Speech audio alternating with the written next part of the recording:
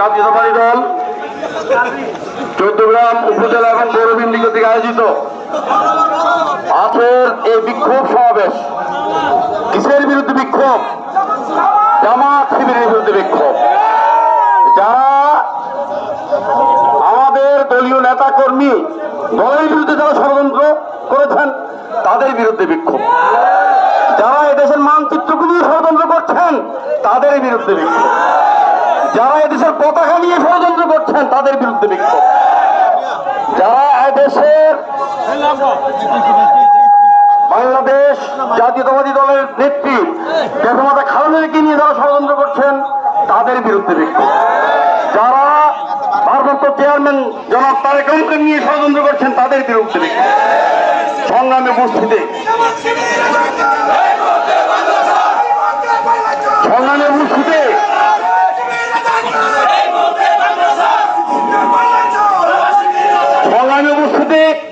ইতিমধ্যে আপনারা প্রমাণ করেছেন।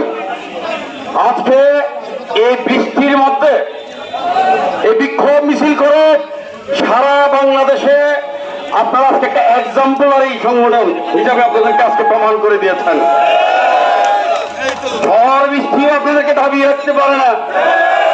1971 সালে শহীদ রাষ্ট্রপতি জিয়া রহমান যখন স্বাধীনতার ঘোষণা দিয়েছিলেন এই দেশের দামাল ছেলেরা এইভাবে বৃষ্টিতে ভিজে রোদে পড়ে যুদ্ধ করে এই দেশকে স্বাধীন করেছে। আজকে চট্টগ্রাম বিএনপি বৃষ্টিতে ভিজে রোদে পড়ে বাংলাদেশ জাতীয়তাবাদী দলের প্রতীক ধানের শীষকে নির্বাচিত করার জন্য আজকে ঐক্যবদ্ধ হয়েছে। সংগ্রামী উপস্থিতি, দেশনায়ক তারেক রহমান বলেছেন বাংলাদেশকে নিয়ে যত ষড়যন্ত্র হচ্ছে সকল ষড়যন্ত্রের হোতা এই চট্টগ্রামে। যার কারণে আজকে আমরা দেখিয়ে দিয়েছে চট্টগ্রামের মানুষ ঐক্যবদ্ধ, ওই ভূতাকে শাসন কেবল চট্টগ্রামে হবে, ষড়যন্ত্র করে কোনো লাভ নাই। চট্টগ্রামে যিনি বড় নেতা জাতীয় নেতা প্রমাণ করেন বিএনপির একজন উপজেলা নেতা সমক্ষ নেতা উনি নন। তোমরা বুঝাতে চান না নাকি জাতীয় নেতা, কেন্দ্রীয় নেতা, আন্তর্জাতিক নেতা।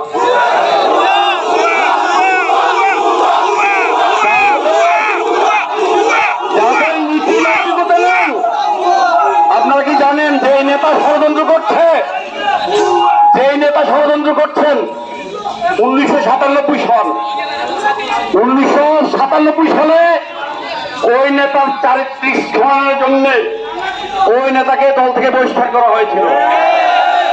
ওই নেতা আর্থিক দুর্নীতির কারণে ওই নেতাকে দল থেকে বহিষ্কার করা হয়েছিল। 2001 সালে বিএনপি করুণা করেছে। এরকম একজন চরিত্রহীন নেতাকে আমাদেরকে বাধ্য করেছে ভোট দিয়ে নির্বাচিত করতে। চট্টগ্রাম মানুষ জানে কি করতে হবে। চট্টগ্রাম মানুষ একসময় ভোট দিয়ে এমপি বানিয়েছেন, মন্ত্রী বানিয়েছেন, উপপ্রধানমন্ত্রী ছিলেন, প্রধানমন্ত্রী ছিলেন, কিন্তু চট্টগ্রাম মানুষের স্বার্থের বিপরীতে যখন গিয়েছে চট্টগ্রাম মানুষ আর জামানত বাজেয়াপ্ত করেছেন।